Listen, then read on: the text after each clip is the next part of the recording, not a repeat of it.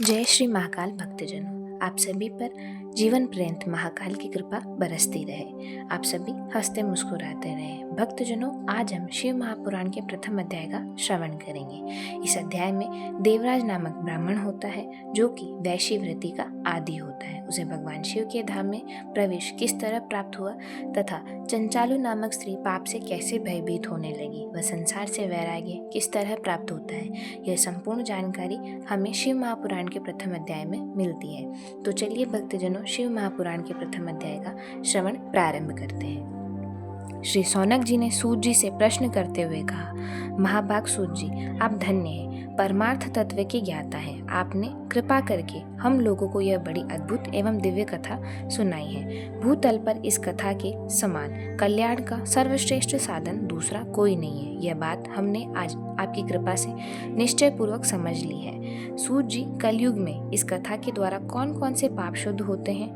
उन्हें कृपा पूर्वक बताइए और इस जगत को कृतार्थ कीजिए। तभी उत्तर देते हुए सूत जी बोले, मुने, जो मनुष्य पापी है, दुराचारी, खल तथा काम क्रोध आदि में निरंतर डूबे रहने वाले हैं, वे भी इस पुराण के श्रवण पठन से अवश्य ही शुद्ध हो जाते हैं। इस विषय में जानकार मुनि इस प्राचीन इतिहास का उदाहरण दिया करते हैं। इसके श्रवण मात्र से पापों का पूर्णतया नाश हो जाता है।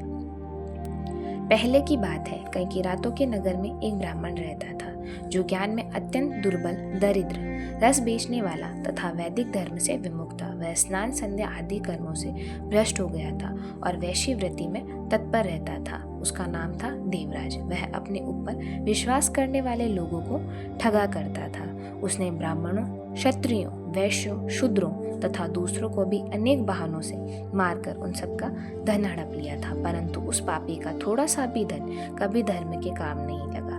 वह वैश्यागामी तथा सब प्रकार से आचार भ्रष्ट था। एक दिन घूमता घामता वह देवयोग से प्रतिष्ठानपुर में जा पहुंचा। वहां उसने एक शिवालय देखा जहां बहुत से साधु महात्मा एकत्रित हुए थे। देवराज उस शिवालय में ठहर गया, किंतु वहां उस ब्राह्मण को ज्वर आ गया। उस ज्वर से उसको बड़ी पीड़ा होने लगी। वहां एक ब्राह्मण देवता शिव महापुराण की कथा सुना रहे थे। ज्वर में पड़ा हुआ देवराज ब्राह्मण के मुखारविंद से निकली हुई शिव कथा को निरंतर सुन रहा था। 1 मास के बाद वह ज्वर से अत्यंत पीड़ित होकर चल बसा। यमराज के दूत आए और उसे पासों में बांधकर बलपूर्वक यमपुरी ले गए। इतने में ही शिवलोक से भगवान शिव के पार्षद गण आ गए। उनके गौर अंग कपूर के समान उज्जवल थे, हाथ त्रिशूल से सुशोभित हो रहे थे। उनके संपूर्ण अंग भस्म से उद्भासित थे और रुद्राक्ष की मालाएं उनके शरीर की शोभा बढ़ा रही थी। वे सब के सब क्रोधपूर्वक यमपुरी में गए और यमराज के दूतों को मार पीट कर बारंबार धमकाकर उन्होंने देवराज को उनके चंगुल से छुड़ा लिया और अत्यंत अद्भुत विमान पर बिठाकर जब वे शिवदूत कैलाश जाने को उद्गत हुए, उस समय यमपुरी में बड़ा भारी कोलाहल मच गया। उस कोलाहल को सुनकर धर्मराज अपने भवन से बाहर आए। साक्षात दूसरे रुद्रों के समान प्रतीत होने वाले उन चारों दूतों को देखकर धर्मज्ञ धर्मराज ने उनका विधि पूर्वक पूजन किया और ज्ञान दृष्टि से देखकर सारा वृत्तांत जान लिया। उन्होंने भय के कारण भगवान शिव के उन महात्मा दूतों से कोई बात नहीं पूछी, उल्टे उन सबकी पूजा एवं प्रार्थना की। तत्पश्चात वे शिवदूत कैलाश को चले गए और वहां पहुंचकर उन्होंने उस ब्राह्मण को दया सागर सांब शिव के हाथों में दे दिया। सौनक जी ने कहा, महाभाग सूत जी, आप सर्वज्ञ हैं। महामते, आपकी कृपा प्रसाद से मैं बारंबार कृतार्थ हुआ। इस इतिहास को सुनकर मेरा मन अत्यंत आनंद में निमग्न हो रहा है। अतः अब भगवान शिव में प्रेम बढ़ाने वाली शिव संबंधी दूसरी कथा को भी कहिए। तभी श्री सूत जी बोले, सौनक सुनो, मैं तुम्हारे समान गोपनीय कथा वस्तु का भी वर्णन करूंगा, क्योंकि तुम शिव भक्त हो, अग्रगण्य और वेद वेदांताओं के सर्वश्रेष्ठ हो। समुद्र के निकटवर्ती प्रवेश में एक वाक्षकल नामक ग्राम है, जहाँ वैदिक धर्म से विमुख महापापी द्विज निवास करते हैं। वे सब के सब बड़े दुष्ट हैं। उनका मन दूषित विषय भोगों में ही लगा रहता है। वे न देवताओं पर विश्वास करते हैं, न भाग्य पर। वे सभी कुटिल वृत्ति वाले हैं, किसानी करते और भांति भांति के घातक अस्त्र शस्त्र रखते हैं। वे व्यभिचारी और खल हैं। ज्ञान, वैराग्य तथा सद्धर्म का सेवन ही मनुष्य के लिए परम पुरुषार्थ है। इस बात को वे बिल्कुल नहीं जानते। वे सभी पशु बुद्धि वाले हैं। जहाँ के द्विज ऐसे हो, वहाँ के अन्य वर्णों के विषय में क्या कहा जाए। अन्य वर्णों के लोग भी उन्हीं की भांति कुत्सित विचार रखने वाले सर्वधर्म विमुख एवं खल हैं। वे सदा कुकर्म में लगे रहते और नित्य विषय भोगों में ही डूबे रहते हैं। वहाँ की सभी स्त्रियां भी कुटिल स्वभाव की, स्वेच्छाचारिणी, पापासक्त, कुस्ती विचार वाली और व्यभिचारिणी हैं। वे सद्व्यवहार तथा सदाचार से सर्वदा शून्य है। इस प्रकार वहाँ दुष्टों का ही निवास है। उस वाक्षल नामक ग्राम में किसी समय एक बिंदुग नामक ब्राह्मण रहता था। वह बड़ा अधम था, दुरात्मा और महापापी था। यद्यपि उसकी स्त्री बड़ी सुंदर थी, तो भी वह कुमार्ग पर ही चलता था। उसकी पत्नी का नाम था चंचालुका।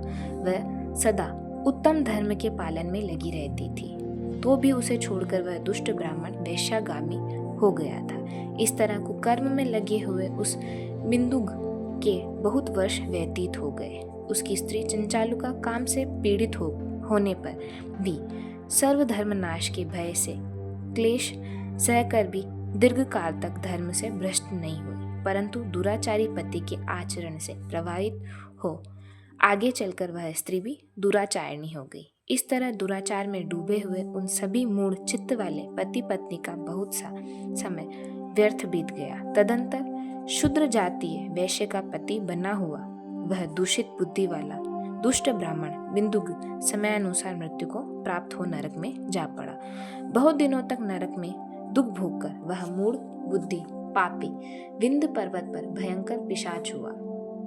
इधर उस दुराचारी पति बिंदुग के मर जाने पर मूढ़ हृदय चंचालु बहुत समय तक पुत्रों के साथ अपने घर में ही रही। एक दिन देवयोग से किसी पुण्य पर्व के आने पर वह स्त्री भाई बंधुओं के साथ गोकर्ण क्षेत्र में गई। तीर्थ यात्राओं के संग से उसने भी उस समय जाकर किसी तीर्थ के जल में स्नान किया। फिर वह साधारणतया मेला देखने की दृष्टि से बंधुजनों के साथ यत्र तत्र घूमने लगी। घूमती घामती किसी देव मंदिर में गई और वहां उसने एक देवज्ञ ब्राह्मण के मुख से भगवान शिव की परम पवित्र एवं मंगलकारिणी उत्तम पौराणिक कथा सुनी। कथावाचक ब्राह्मण कह रहे थे कि जो स्त्रियां पर पुरुष के साथ व्यभिचार जाती हैं, तब यमराज के दूत उनकी योनि में तपे हुए लोहे का परिक डालते हैं। पौराणिक ब्राह्मणों के मुख से यह वैराग्य बढ़ाने वाली कथा सुनकर